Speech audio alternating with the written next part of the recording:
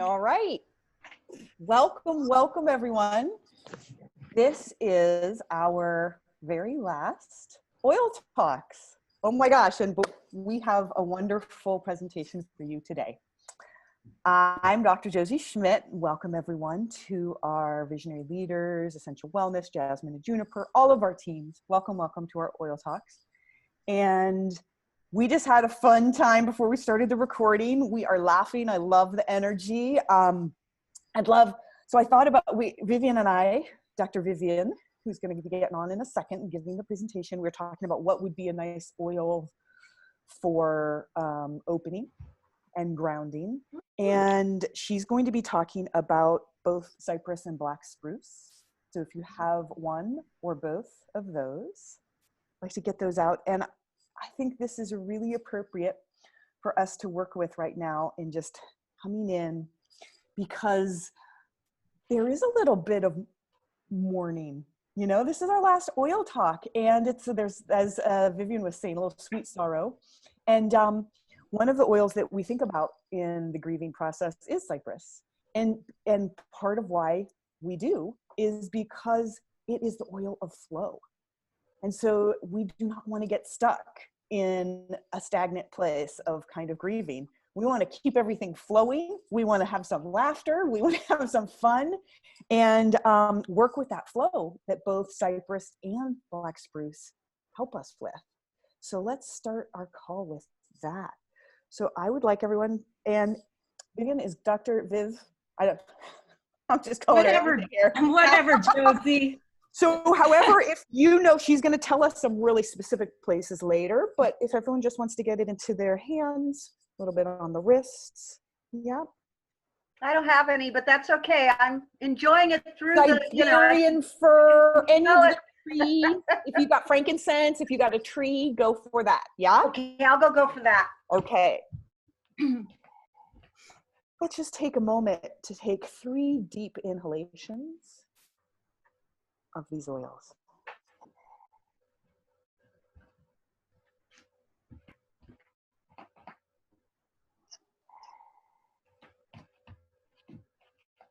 Oh, I know.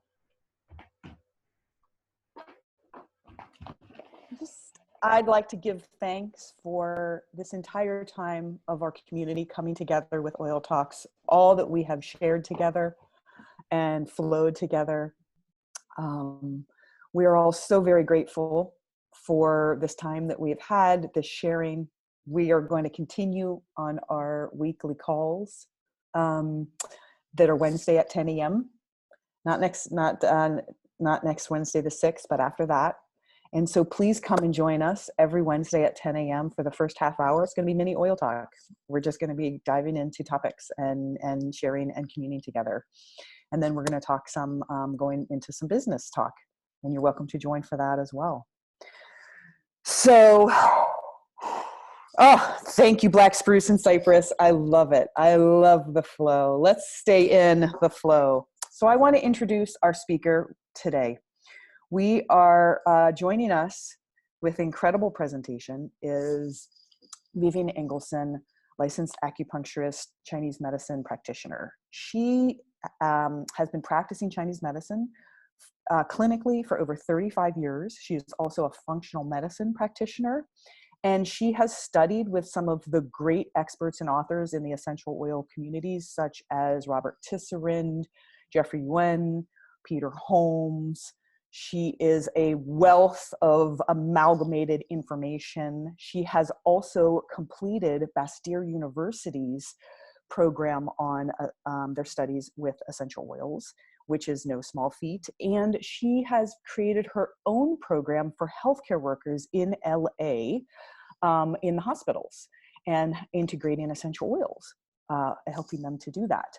So she is just has such a wide breadth of knowledge, and I am so pleased to turn it over to our I like to call her Dr. Vivian. I want to give a brief overview of what because she's going to talk about a lot. So today, what you're going to hear about is some of the answering and going into more detail about some of the questions that a lot of people have had, like, what's the difference between a whole food vitamin and a synthetic vitamin? What's the big deal about whole food vitamins, right? A lot of us ask those questions and would like to know more. What, let's see, why do some people have problems when they take the LLV? What's that all about? What's behind that? And going deeper into then the background about some of those problems, spleen dampness, and how that affects digestion, going into tongue diagnosis, going into points on spleen and stomach, and food energetics. Then she's also going to talk about what is so amazing about adaptogenic herbs, right? Like ginkgo, and then diving deeper into our Mito2 Max and why that is just such a powerful supplement. And then also some really great immune hacks. So let's see if we can get all that in without further ado. Miss Dr. Vivian, take it away. Okay, I'm going to share my screen.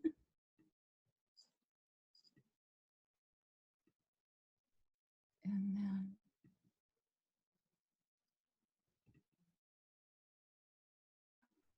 is that good? Yes, you did it. Yay. Okay. Yay, yay. Yay! Hi, everybody. It's such an honor and pleasure to be with you all today.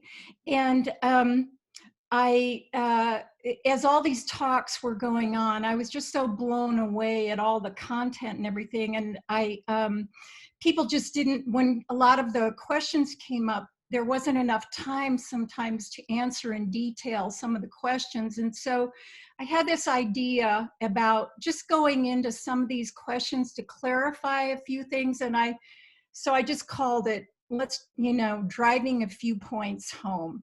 So I'm just going to jump right into it. Whole food derived vitamins versus megadose synthetic vitamins. And, this is such an important thing. A whole food vitamin is derived from basically a whole food matrix that's made up of a very complex chemistry of all the micronutrients that are contained in that matrix. Synthetic vitamins are just made up of singular chemical isolates. Well, what are singular chemical isolates? Where else do you see that? That's what drugs are. Drugs are singular chemical isolates, and that's why we have so many side effects from taking drugs. What people don't realize, these singular chemical isolates, when you take them in, they're devoid of all those cofactors, the enzymes, the trace minerals, and the micronutrients that are in whole foods. So here's the deal. When you take something into your body, the liver requires all of those cofactors for metabolism. And all of those cofactors are present in a whole food, whether you're eating a whole food or if you're taking a vitamin supplement that is derived from whole food. And so therefore, those vitamins are highly bioavailable and easy to metabolize. When you take a synthetic vitamin that has that chemistry missing, in order for it to metabolize, what it's going to do is pull stores from your body of those missing cofactors to be able to metabolize. And then if they're missing, what it's going to do is just store in the liver until those cofactors are present so it can metabolize. So there can end up being a toxic buildup. And they won't metabolize until those nutrients are available for the metabolism. So here's the thing. This is where this issue comes up. Why do some people have problems when they start taking LLV? So here now you have somebody, and most people really who have taken supplements or they haven't taken supplements have taken supplements that are just synthetic. And So when someone starts taking the LLV, all of a sudden they have all of these cofactors present for metabolism. Well, then the liver goes, oh my God, yay, thank you, and can let go of some of these toxic stored substances. And that's why people can experience a detox reaction. So don't ever feel like, you know, when someone takes an LLV, if they have a reaction like this, like it's bad or wrong, this is what's going on. Secondarily, why people can have difficulty in when they first start taking LLV is they can have a weakness in their digestion, and they might be deficient in digestive enzymes. So, you know, I think when any speaker talks, they'll talk about, oh my God, I love this product. Well, here's a product. I love, love, love this product. I feel that the alchemy of these digestive enzymes is so perfect. And then it also, you know, it's accompanied with the essential oils. This is just such a great product. So what's, I think, so important to understand is every metabolic process in the body requires enzymes. Just take that in for a second. Every metabolic process in the body requires enzymes, not just digestion. So when you're deficient in metabolic enzymes, the body will pull them from your digestive enzymes. So that can end up creating a deficiency. And I just wanted to put a note in here. This is kind of an aside, because a lot of people have problems with GERD or acid reflux, and they think that it's you know, they've got too much acid in their stomach, and it's kind of a misconception actually of what's going on there. So I just wanted to explain that a little bit. What happens is when you're deficient, like in your hydrochloric acid and your enzymes, your food transit time will be too long in your stomach, and the food will sit there too long. It will ferment, creating acids from the fermented food and gas. What happens is that gas will push open your esophageal sphincter, and that's why people experience acid reflux. So what you really need to do to change that is support your digestion so your food transit time isn't too long.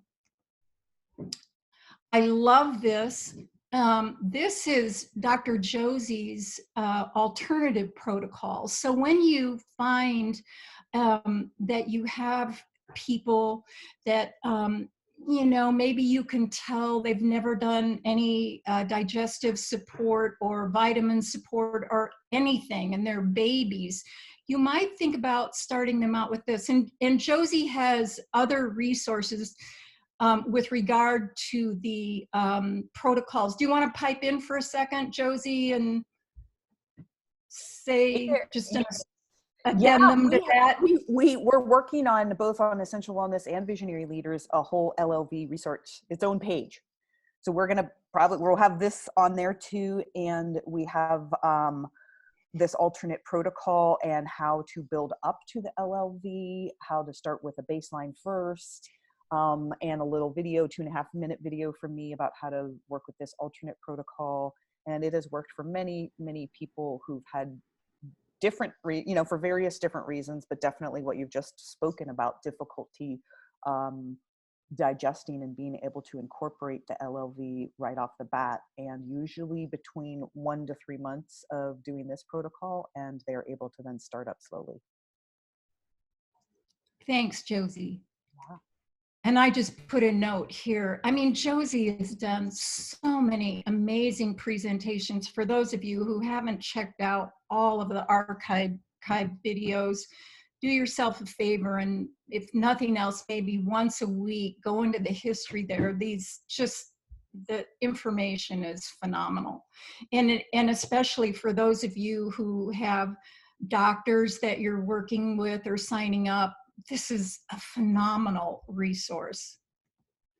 I just wanted to throw this in here because there's so many digestive symptoms, and I'm going to kind of just talk about one in particular. So I don't want you to be confused. Well, what about this and what about that and whatever? There are many, but for the purposes of this talk, I'm just going to kind of narrow it down to sort of one thing because of a question that comes up often. And what that question usually is this question about cold. And so I just wanted to do a little bit of an overview.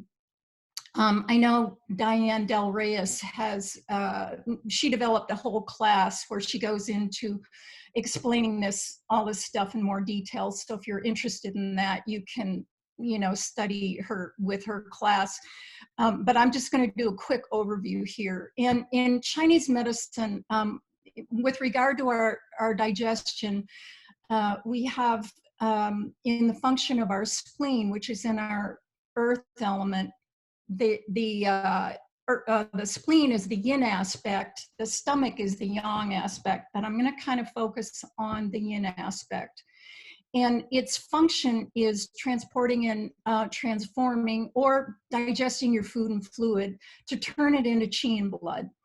So the things that really affect the spleen and make it not work efficiently are this energetic of cold and damp. And in Chinese medicine, we call them exogenous factors. And this can come in the form of environmental factors like the weather, like cold, damp weather can affect your spleen, and then internally foods. And okay, so look at the foods. They're all the foods America loves. I grew up on dairy, wheat, and sugar. I don't know how I'm alive today. I mean, that's what, the basis of my diet was. And when I say dairy, what we're talking about mostly is milk and cheese. Not butter doesn't have that so much that damp quality, and some people do okay with eggs, even though they can be a bit damp too. But wheat and sugar, chocolate, too much cold raw food, and processed denatured food are what we call, those kinds of things engender damp or create damp in the body. And I just threw this slide in here because I wanted to drive this point home, because everybody's probably experienced brain freeze, where you eat ice cream too fast and all of a sudden your brain goes into this place, you have a headache. And what that is from is the blood vessels constricting. And so my point is, if that's doing that really intense cold food, it's doing that to your brain, what do you think it's doing to your stomach? Just take that in for a second, because you're freezing your stomach out too. Okay, wait, I want to back up for a second. I was going to do a warning. For those of you who are a little like squeamish or whatever, the next two pictures are tongue pictures. If you don't want to look at them, I'll tell you when I go to the next slide. But in Chinese medicine, for me, tongue diagnosis is my greatest friend. It makes my job so easy because the tongue doesn't lie.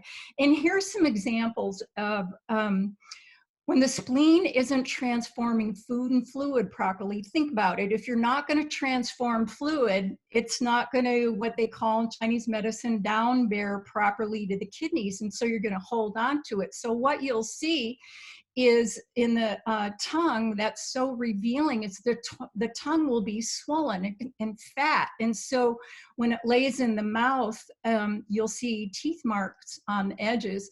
The picture on the left is probably for all of you acupuncturists who are on the call, is so common. You just see this all the time.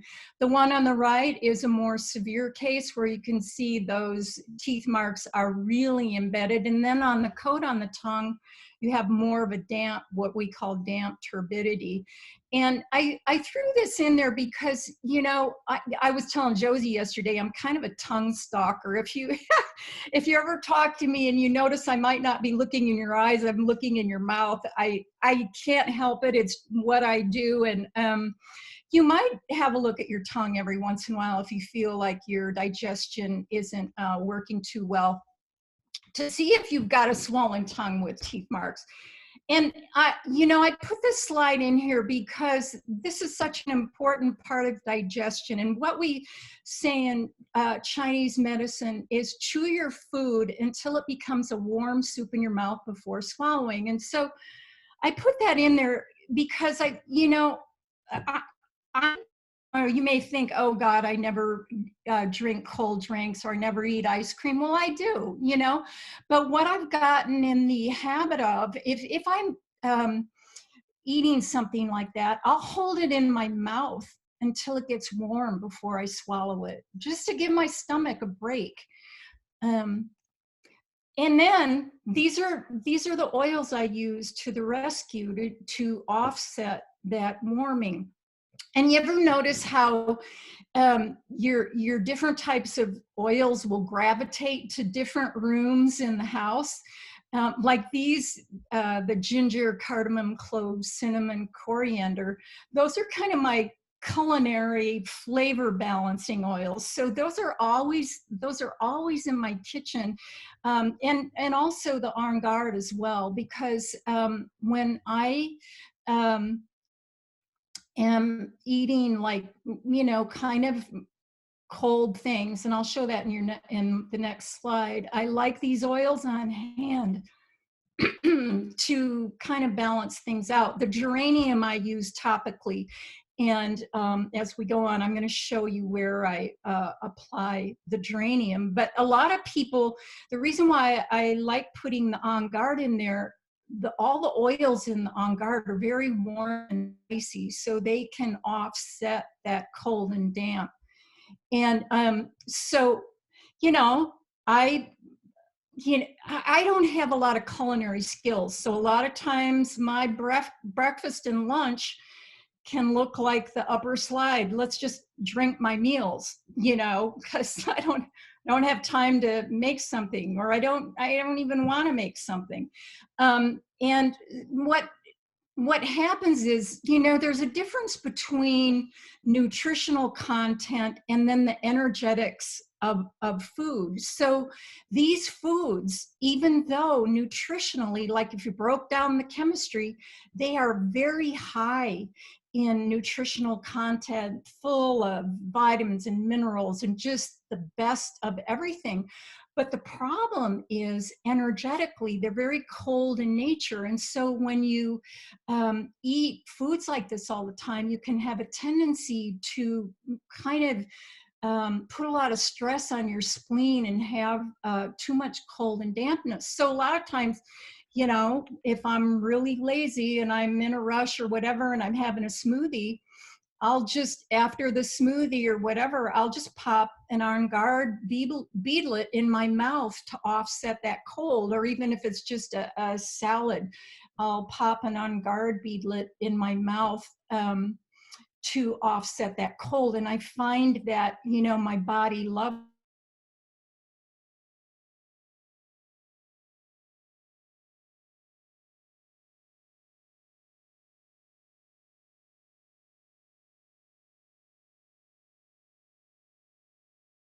using the oils in that way. And one of my other favorite things to do, aside from the En Garde beadlet, is I'll just put sometimes just a drop of ginger in my mouth, or maybe add that to my smoothie, just to give that warm quality. And so the points that I love using to tonify the earth element, and we'll try to make this easy.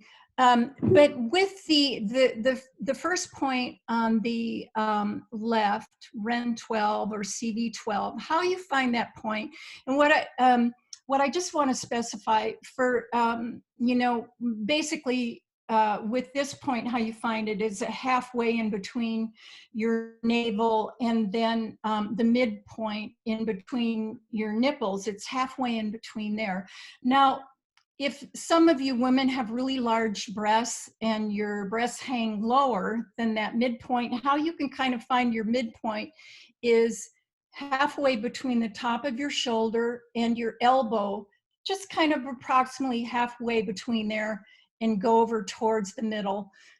Then you can measure halfway in between your navel and your midpoint there, and that's going to be your CV12. That is a great point for applying digestive oils. And, you know, some of you may have wondered, why didn't I put in DigestZen or Slim and Sassy? These are also great oils for your digestion, but I was kind of focused on the damp transforming, and so that's why I kind of put all those sort of kind of warm and spicy dance transforming oils.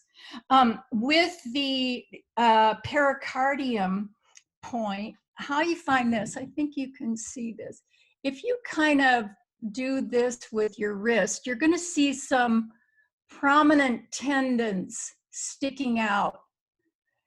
And what you can do when you kind of get an idea where they are to measure where the point is, put your two fingers there right at you have your wrist crease, put your two fingers, and then take your third finger and put it right in between those two tendons.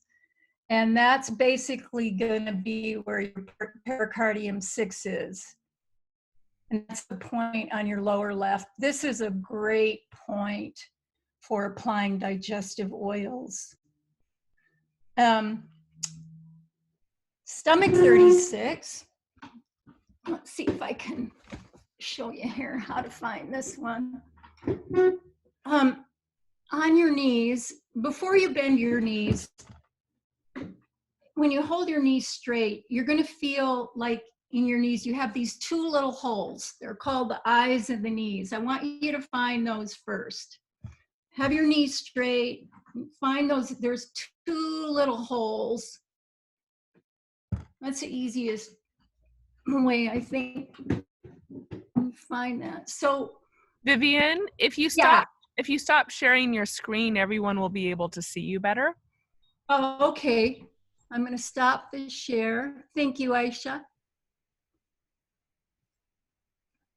Is that good? Did I do it? You did it. Yep, you did it. Okay. Okay. So I'll repeat that. So first have your, let me see if I can do that. Have your knees straight and feel the two little eyes of your knee in your knee there. And then especially keep, well, depending, I'm using my right leg. So I'm going to keep whatever finger, my index finger from my left hand I have on the right eye of the knee.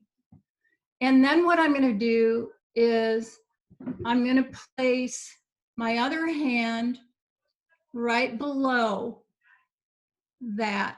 Does that make sense? I'm going to just place it right below there. And then I'm going to lift this finger and just feel you have this bone in the middle of your leg, and your index finger is going to rest right next to that. And that's a measurement. That's what they call 1 finger breadth. And then your stomach 36 is going to be right below your 4 fingers and then 1 finger breadth away from that bone. And there's your stomach 36. Does that make sense? That's about the easiest way. Sometimes, you know, a lot of acupuncturists have a hard time finding this point, but I find that that's kind of, if I'm teaching that point, that's the easiest way to find that point. And then the spleen meridian on the feet is easy. That's just your arches. You don't, there. See your spleen meridian, just if, and this is where I love putting geranium. Geranium is an amazing oil to transform damp. And I was talking to Josie about this. You can actually put it all the way up your leg if you want to, but for the purposes of this talk, this is a great place to put digestive oils. And I don't know if some of you know this or not, but a lot of times diabetics will have a lot of pain in their arches, and that's why, because this, you know, their spleen isn't doing very well. Okay, I think we got all those, right? Woo-hoo. And here's, okay. Okay, my thing isn't working. Vivian, here's a really great question from Susan. Does anyone Okay. know if you don't hit the exact acupuncture point, for those of us who are not acupuncturists, can Yeah. you just rub the oil in the general area and have it be effective? Absolutely. Absolutely. Because, you know, I mean, your organ that's, well, for one thing, like if you're on your CV12, you know, your stomach is pretty big. So that point in particular, but yeah, if you don't worry about like you know, like you're gonna needle in to just pinpoint it, but just the general area, you'll be fine. You'll hit it if you just get the general area for sure. And that's a good question. And this final note, because I have had so many people go, oh my God, I started taking Terrazyme and I started losing weight, and I've had such a difficult time losing weight. And whenever I start, you know, and then they'll stop taking it. And they said, well, I started gaining weight again. And as soon as I start taking Terrazyme, I start losing weight. Well, now you know why.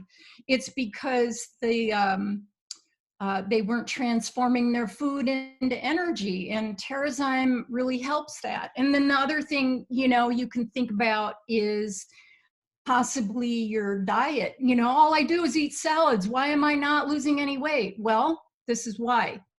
Because just that there's too much dampness in the body, and the damp is very heavy and hard for the body to transform. Okay, that was driving that point home.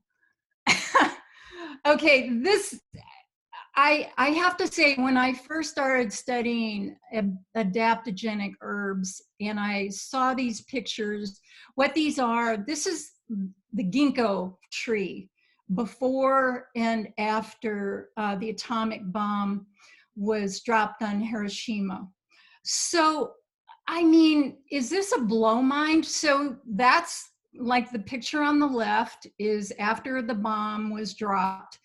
Same trees, you know, here and now, and those trees are going, yeah, I'm good. It's going to take more than that to get rid of me. I mean, what kind of power in plant medicine? I just, that just blew me away.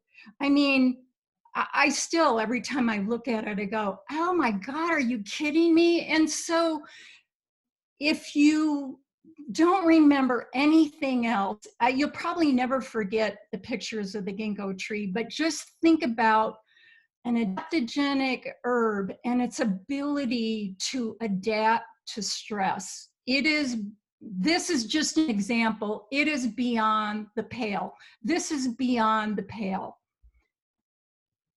So, you know, here's a list of basically all the things adaptogenic herbs do. And so you can imagine these are so good for your immune system and enhancing your vital energy and endurance. I mean, you can Google adaptogenic herbs and it's hard to narrow it down. So, but just remember at least that you're going to, you're going to increase your ability to adapt to stress. It's really immune enhancing. and improve your resistance to disease. Time for a peppermint beadlet. So we have ginkgo in our alpha CRS. The main takeaways from ginkgo is a phenomenal herb for circulation and microcirculation. So people that have problems in that area always think of ginkgo, and especially in the brain. This is one of the main herbs for really helping to preserve your brain. It's just such an awesome herb for that. I mean, look at those delicate little leaves. Would anyone think that that's going to survive an atomic bomb? I mean, anyway, and so then, I mean, secondarily, like if I obviously I think of it for you know, a preventative for radiation exposure, and we're exposed to radiation every day from our cell phones. And then on the bottom, I just put a note about it being a zinc transporter, and we're going to talk about that a little bit more later. So then the next thing I want to talk about are the adaptogenic herbs in Mitomax 2. And we have cordyceps, ginseng, and what's the other one? Ashwagandha. And then we also have quercetin in there. This is an amazing formula for having a bunch of adaptogenic herbs all together. So ginseng is probably one of the most widely researched herbs. And it, in terms of all of the adaptogenic herbs, is the most stimulating. So the only warning I have about this is with the Mitomax 2, it's a formula you don't want to take too late. And I usually say your cutoff time is kind of, you know, in the afternoon, somewhere between 3 and 5, depending on how late you stay up. What do you recommend, Josie, for cutoff time with Mitomax 2 for people? I usually say take it for a morning or afternoon dose. Yeah, not that's evening what dose. Yeah, this is a Mitomax 2 you don't want to take at night. So ginseng is one of these herbs when you think of people being really deeply depleted and you want a real restorative action. It's great for athletic recovery, and again, good for the brain. Kind of everybody knows about ginseng. Cordyceps is an amazing herb for the immune system, strengthening core energy. It's kind of specific in how it affects strengthening the kidneys, whether it's TCM diagnostics or Western diagnostics, which is kind of unique. And then its effect on the HPA axis in terms of how the body will run to stress. Also has an effect on keeping blood sugar in a healthy range. Ashwagandha. What's really interesting about ashwagandha is that it's one of these herbs that has the ability to be an adrenal tonic, but it's calming at the same time. So if this was in its, you know, just singular by itself, it's one of these herbs that you could take later in the day, and it's not going to affect your sleep. But what's so cool is, you know, I always think about the alchemy of Levi doTERRA formulas. They're just so well thought out. So you have ginseng that is this really stimulating herb, and then they put in the ashwagandha that is a really, you know, adrenal tonic, but it doesn't have that stimulating quality that the ginseng is. So it kind of balances it out, and it's actually it can be used for you know, in anxiety, and it's very mood elevating and immune boosting. Green tea, you know, there's so much research on green tea, and it's one of those premier antioxidants. It's phenomenal. There's been so many studies on, you know, the effect of drinking green tea daily and the immune benefits. I love, like, secondarily how it affects the cholesterol. And the thing about, there is caffeine in green tea, but it's also high in a chemical constituent called L-theanine. So that's why most of the time when you drink green tea, you won't get that same buzz like you do from drinking coffee, because how it increases the activity of GABA. And I put a little note on the bottom again, zinc transporter. So I just wanted to throw in this slide about zinc, because zinc is such an important component of what we want to be taking in to increase our immunity. And I love the atomic structure of zinc. It's so beautiful. It has such a strong ability to boost the immune system, and it's very antiviral in action. And so I wanted to put in here that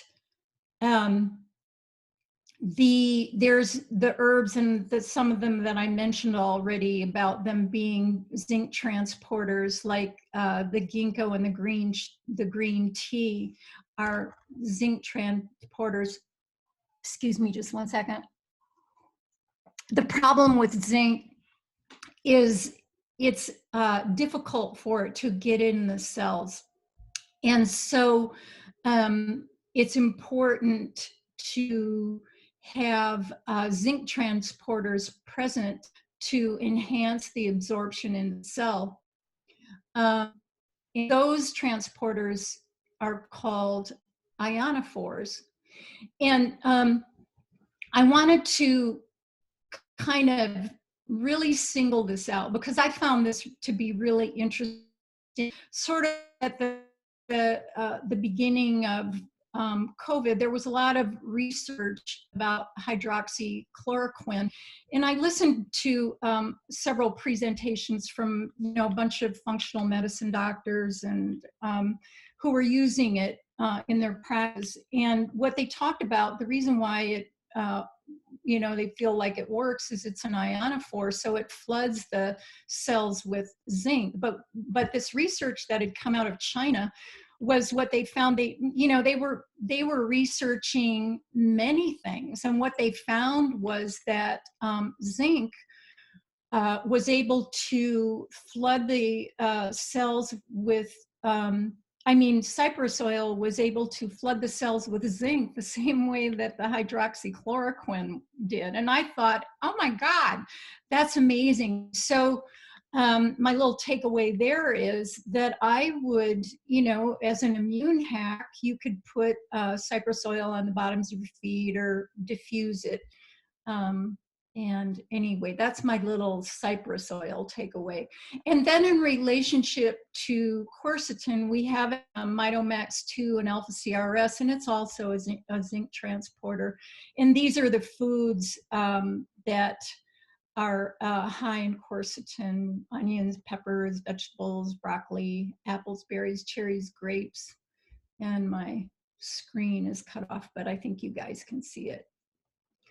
And then here's a little immune hack that I have. This point's pretty easy to find, kidney 3 and black spruce. And I learned this from Peter Holmes, who's he's actually an amazing acupuncturist who he's written incredible texts on translating essential oils into Chinese medicine. But anyway, so Peter Holmes basically said, this is like a fantastic way to really support your immune system. And this point is easy to find.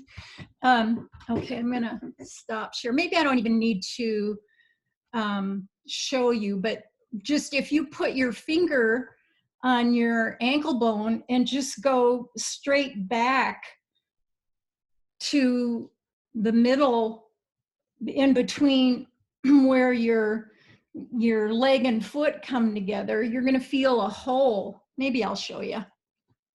Let me see if I can stop share, and we'll see if I can do this.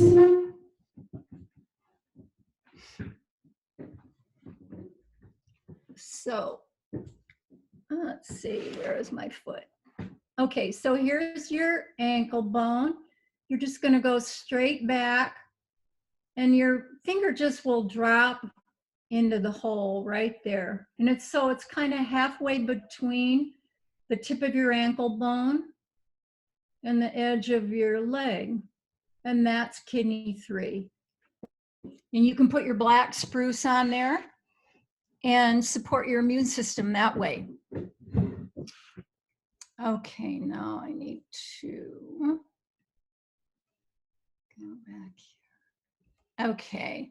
Oh, my other little immune hack is, I just threw this in here. This is my mask I wear when I go out. In the car, I have cotton balls and essential oils. So when I go into a store, whatever essential oil I feel like breathing in, I'll put on the cotton ball, I'll stuff it inside my mask. And then, when I'm in the store, I'm breathing in this essential oil the whole time, and I can change it out, every time. And I love that. And I'll tell you something, if you want to even get more geeky than that, you can, and you got to be careful with this, but you can actually put those little pieces of cotton right up your nose. I got to be careful with that because the oils are really strong. But if you're really concerned and you don't want anything getting past anything, you can do that. I learned that from Peter Holmes too. That's what he does. And I'll tell you something, he is very conservative. And so I'm going to quote him. He said, "Nothing is getting past those essential oils." And I thought, wow, I can't even believe he said that, but he did. So anyway, thank you, Peter. Let's see if we can do the next one. Oh, I wanted to throw this in here because, I think most everybody knows that getting out in the sun increases your vitamin D levels. But I saw this, that there was this little thing that came out from Georgetown University Medical Center when they talked about it also energizes the T cells. And I thought, wow, I didn't know that. So I just wanted to throw that in there. So get out in the sun every day, everybody, if you can. And then I wanted to end with this. I don't want you to forget this. Laughter boosts the immune system. And one thing that I want to say, and this is maybe a little plug about, number one, our team is so cool. And at the, if those of you, if you hadn't been able to tell already by all these amazing presentations at convention, our brilliant team has a party and we all get together and celebrate, and it's really fun. And anyway, this year, Ellen Weichert had a little photo booth in the back, and it was fun. So we all went in there in props, and we all got goofy and laughed and just shared, our love. So, if you have a chance and we're not in quarantine, come to convention, meet all of us, and laugh. And thank you so much. And I will stop. Yeah, no, you want to share the screen? That was so incredible, Vivian. I thank you so much for that, right? The laughter. Yeah. So we have some great questions. Okay. Yeah. So I'm going to take it back to Terrazyme, and then we'll move down, okay, through people's questions. And I think I'll just stay on with you because I think we'll get into kind of just fun discussion. This is a common question, I think, about you know, some things you don't want to take all the time, right? Things will downregulate hormones in our body. So the question was with Terrazyme, do you want to, you know, take it all the time? Could you possibly turn off the production of digestive enzymes, that kind of a thing? And I think we could talk about that. I mean, unlike a lot of things, to me, the answer to this one is no. Right? If you feel the same way, like, yeah. Someone else said, oh, right, as we get older, our enzyme production goes way down, and it really does go way down. And anybody that knows me and eats out with me knows that I always have, I don't ever go out without my little box of pills. Everybody, and I, you know what's kind of cool about that? I've had cute young waiters run after me out of restaurants saying, hey, you forgot your, and you know, so that's a good little way of meeting people. Leave your box of pills on your table. But in the sense of like, from the perspective of the enzymes, our bodies are under such assault from our Western diet and our food. And so metabolically, our enzyme production from the pancreas, these are pancreatic enzymes. There are stomach enzymes. So there's a few different enzymes that we create. Hydrochloric acid in our stomach, pepsin in our stomach. The pancreatic enzymes come from the pancreas.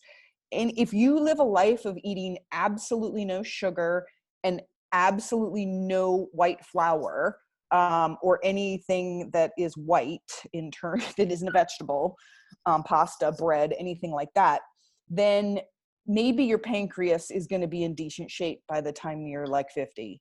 But most Western people, right, this assault on our pancreas, and the enzymes are just going down anyways, and we can use support. But then there's this other fail-safe, which is that if you don't need the enzymes, the body basically just uses the pancreatic enzymes as kind of like little Pac-Man helping against inflammation and eating up unwanted inflammatory mediators, things like that.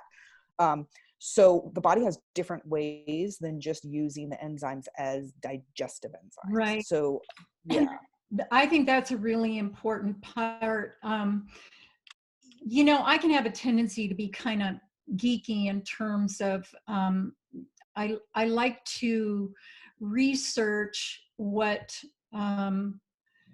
therapies different doctors use in a wide range of applications. And people that are dealing with really serious diseases, I don't know if I want to say the name, but starts with a C. And one of the main things that those doctors will do in some of these old therapies, the first thing they will do will put people on high doses of pancreatic enzymes, not just with their food, but away from their food, to do just exactly what Josie just said, start breaking down all of this crud that's being held. And they're very anti-inflammatory. The enzymes are just so valuable to overall health. All right, so we also have a question about shelf life. Someone had theirs for, they said 2 years, cool and dark stored. I think that should be fine. But you know. It's probably fine, but what I've got to ask you is, okay, why was it a shelf for 2 years? Watch out the answer, yeah.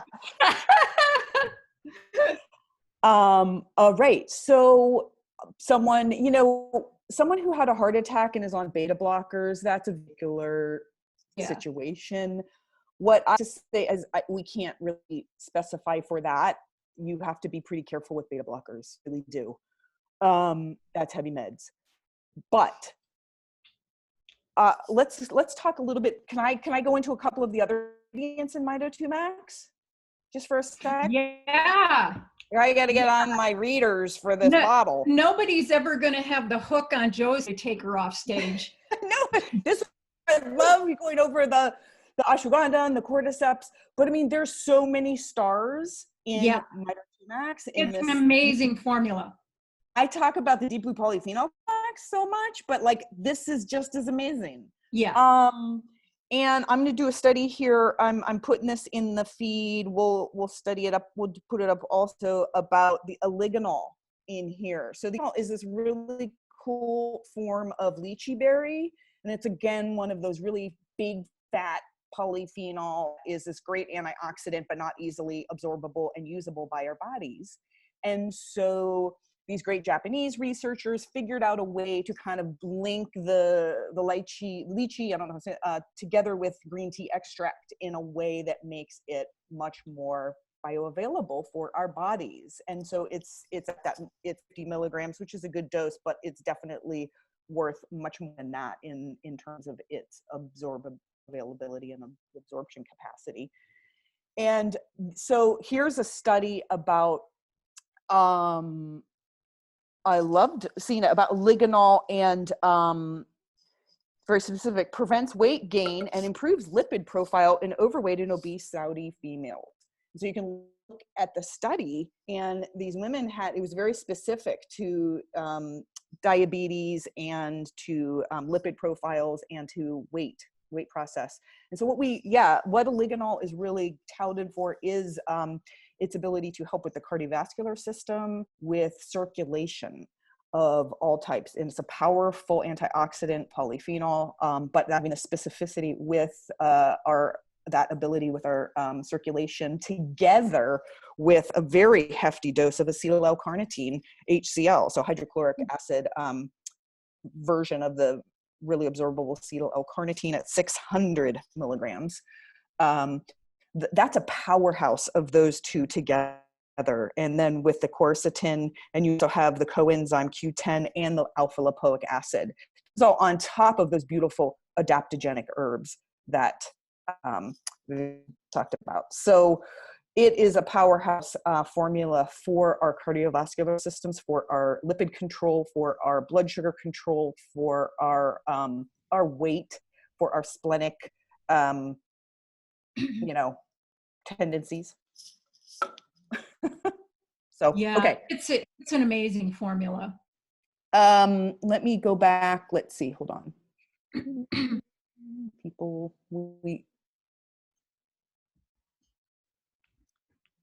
People are just loving, lots of loving this. Someone's here, Diana Reynolds, says she's on a beta blocker. She takes the LLV, the Mito2 Max, and all the supplements. That's great. And you can tell us your results, Diana. As a physician on a thing, I can't specifically speak to that in general. Thank you for sharing that, Diana. Okay, stuff back in the feed.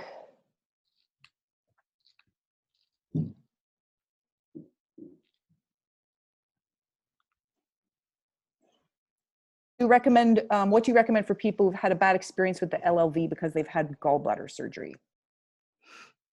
Well, alternate protocol. I would have more. Yeah. That protocol that I posted of Josie's would be perfect. Yeah, I would go with the alternate protocol for like three months, and then try to work your way up, and also supplement. So for people who have had their gallbladders removed, the pancreatic enzymes are not enough. You need a specialized enzyme formula that also addresses some of the gallbladder with betaine, HCl, hydrochloric acid with beets in it. I would recommend that in addition to Arterazyme. Do you recommend that for people who have gallbladder removal?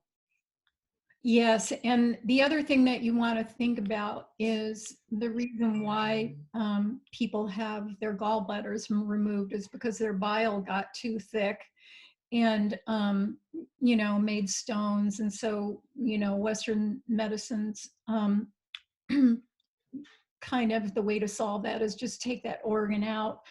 But what you really have to look at then is why did that occur? And so you then, if you got your liver left, it's sort of going to take over the function of the gallbladder in digesting the fats. And so you really then have to make sure that your liver is really healthy and happy. So you look at the Zendecrine products, and then any liver oils that you want to apply topically to support that. The citrus oils are great for the liver. You know, every question could be a whole hour, you know, on whatever we're talking about. Yeah, there's right, exactly. Let's see. We're someone's asking if Terrazyme is okay for pregnant and breastfeeding mothers. Erin takes it. Yeah. I would say I have not heard of I can't think of a problem with that. Aisha, you on here? Did I miss some? How can we increase the flow of bile? Good question. Would the enzymes in Terrazyme or Zendecrine help? Yes. And the Zendecrines especially, the liver loves like really dark leafy green vegetables, and it loves beets, it loves beet greens, it loves lemons. And one of my when I start to feel my liver and gallbladder becoming sluggish, I'll make a meal that has steamed beets and beet greens, and I'll put olive oil and lemon juice on it, and I'll notice just such a difference almost immediately. And then, you know, because I'm a practitioner, I do have targeted products that I'll use to thin the bile. But in terms of food, the liver loves those foods. Yeah. Vivian and Dr. Josie, can I give a shout out for our Zendecrine products? Yeah, can you see here from Lisa? Aisha, she says, I only take Zendecrine during a cleanse, but since I don't have a gallbladder anymore, should I take it daily? So let's talk about that. Yes, and I also want to add, for people struggling with migraines, oftentimes there can be a liver connection there, and I struggle with migraines. I find that the Zendecrine caps and oil, it makes a huge difference. So yeah, I love, and they're different. There's the herbal, which is like the nutrition for your liver, and then the oils, which are going to help you with the detox. So it's nice to take them both together. Thank you, Aisha. That's so important and true. There's always, you know, with headaches, there's always, for the most part, going to be a liver connection. Mm-hmm. And I was going to say, yeah, all the time, not just on the cleanse. I love taking 1 to 2 of the Zendecrine herbal complex, 1 to 2 of a Terrazyme, depending on how I'm feeling, and sometimes Zendecrine oil cap, and sometimes a probiotic, all before bed. That is my healthy morning poo recipe. Mm-hmm. Yeah, if you haven't seen Josie's presentation on Fluma, I highly recommend that. All of her little tips and immune support with that. It's amazing. Zendecrine oil caps or tablet. So both. Yeah, I love it. I'll take like at least 1 Terrazyme and 1 of the Zendecrine. The complex is the herbal capsule. And then the gel cap, I'll say Zendecrine gel cap when I mean that. So that's the oils. And I'll alternate around the oil gel cap. And mostly I take it most times before bed. There's another question here that you might not be seeing. What oils can be applied directly to the spleen? That's a good one. Well, all of those oils that I listed, I love those oils, but now a lot of them are hot and spicy. So you're going to want to dilute. And if you have On Guard Touch, you can you know, just roll that on there directly. But I love any of those oils that I listed in the webinar. And then, you know, I mean, you can all, as a go-to digestive. If you don't remember even what you've always got Digest Zen.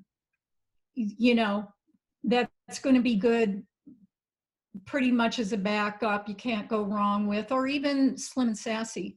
But when you use those hot spicy oils, in particular cinnamon, you got to be really careful about topical application in terms of diluting them. But you could put, you can put geranium on there diluted, but the others be careful with. You kind of got to feel out your own skin sensitivity with those oils. Okay, so we have a couple more questions. Going to try 4 more, and then we'll wrap it up. But I think these are great questions. So someone asked, I always feel like I'm coming down with something when I take the Zendocrine caps. Any advice?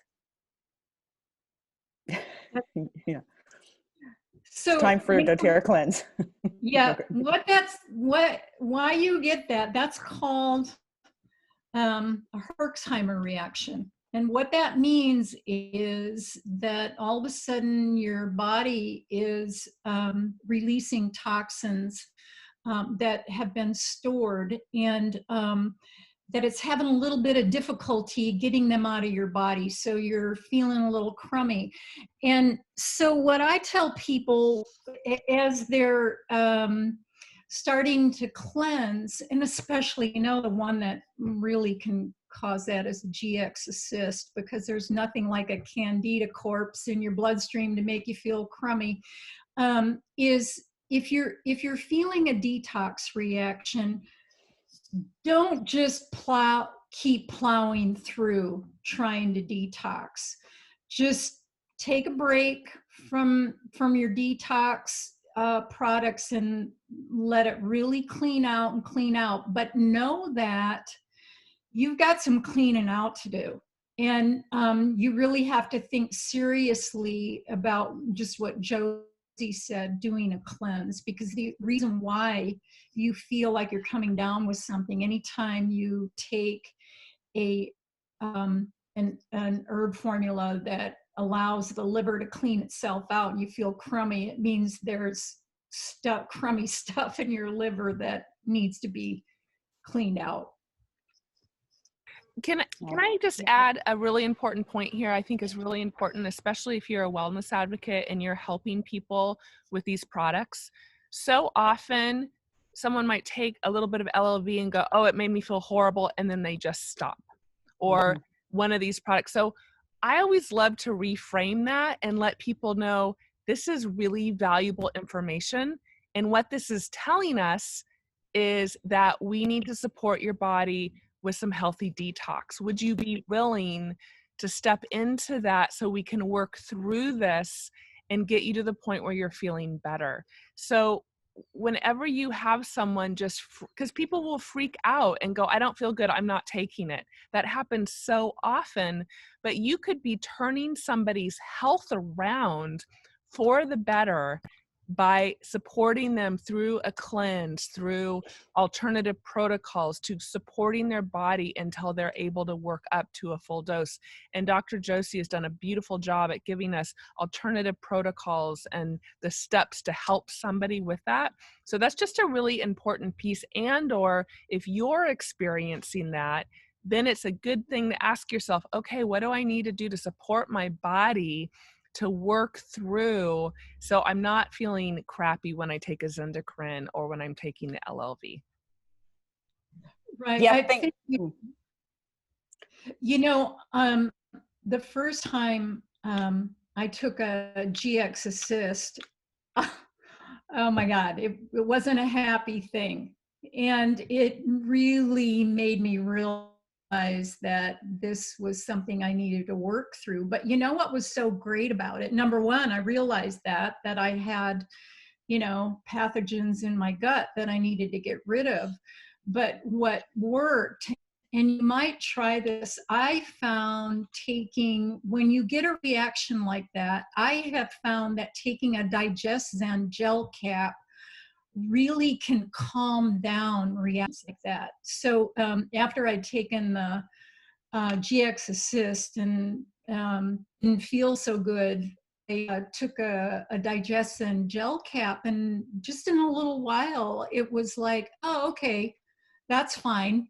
I can do that. So a lot of times when I have people starting things where I know they might be letting go of some gnarly stuff, I'll tell them, let's just have a bottle of Digestin gel caps on hand.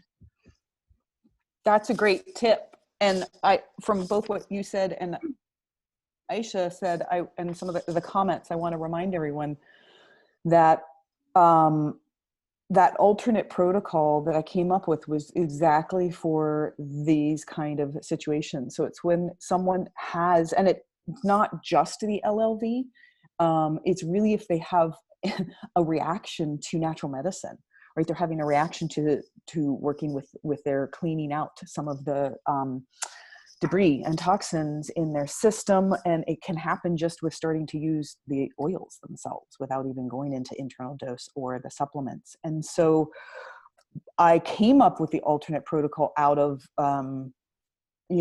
people having these kind of reactions and working with a couple people as we went along, and then them having success. And it's a gentler way to gently build up and nourish their system and their detoxification pathways and their digestion before we get them to even the LLV. And it also came about as a result of doing cleanses and realizing that there were so many people out in the world who were really not ready to do a cleanse and had bad reactions to the cleanse. Need help? And Pick it up and slide it over. uh-oh. Someone, hi there. So I am, but I got stuck on my shirt. can you mute us, Aish? There we go. Okay, and cleanse, my real rule of thumb, and for people to have successful cleansing experiences and success with natural medicine, is that you should be up to your body absorbing and not having any problem with headaches, with detox reactions. Your bowels and pooping should be good with the full dose of the LLV. And someone should have taken essential oil internally some way and topically used it some way before you start them out on the cleanse with doTERRA.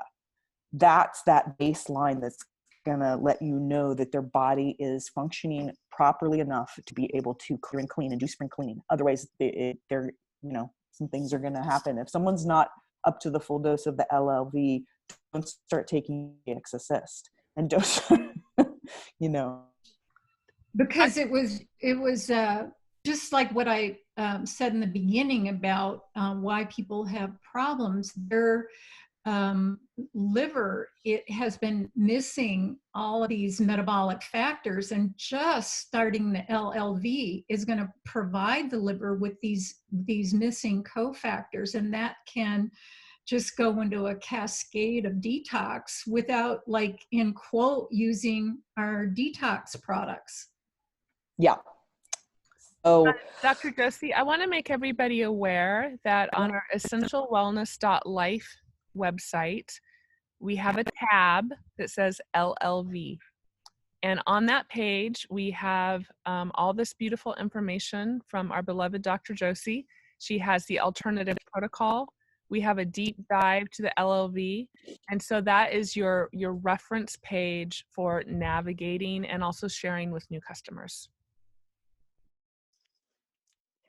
let's wrap up. This has been wonderful, so informative conversation, bringing it back to the tongue. And I love, Renee had a question with, have you seen the flabby indented tongue, so the spleen, damp spleen tongue, clear up with treatment? And if so, how long does it take? Oh, absolutely. Sometimes it'll change, when just from, well, I'm talking about like if someone comes for a treatment, sometimes the tongue will change quite a bit just from an acupuncture treatment. But yes, absolutely. We want that tongue to change. We don't want it to see it all flabby and teeth marks like that. And yes, absolutely. Now, how fast will that occur?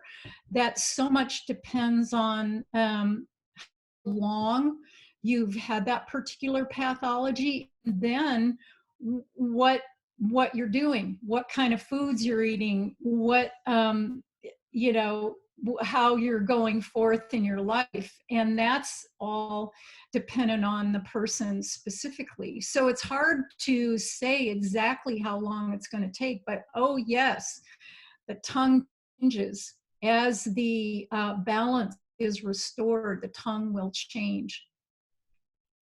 I wish I could give you a time frame, but there isn't, because it so depends on you know, what each person does going forward. Can I just say something real quick? Yeah.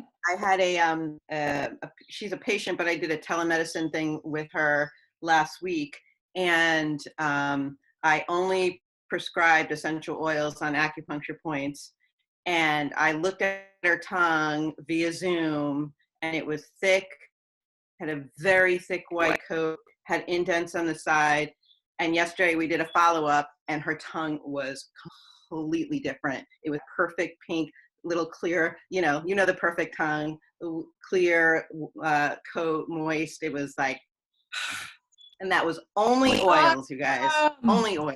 That was in 1 week. So Yeah, it can be done for sure. changes can happen quickly, Thanks for and sharing. sometimes they need to happen slowly. So, You know, one thing I forgot to mention, I just want to say this before we wrap up, Josie, is with regard to the whole synthetic vitamin thing,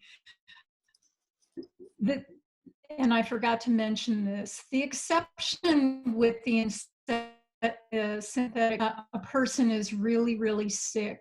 A lot of functional medicine doctors will use, like, for instance, very high doses of vitamin C in IVs and that thing. And when someone is very ill for a very short period of time, sometimes those pharmacological doses of synthetic vitamins can be helpful. And I just wanted to acknowledge that. yeah, it's very true. Sometimes you got to match the intensity of what's going on, and sometimes you do that with there's wonderful IV treatments of IV vitamins, and those are synthetic for sure.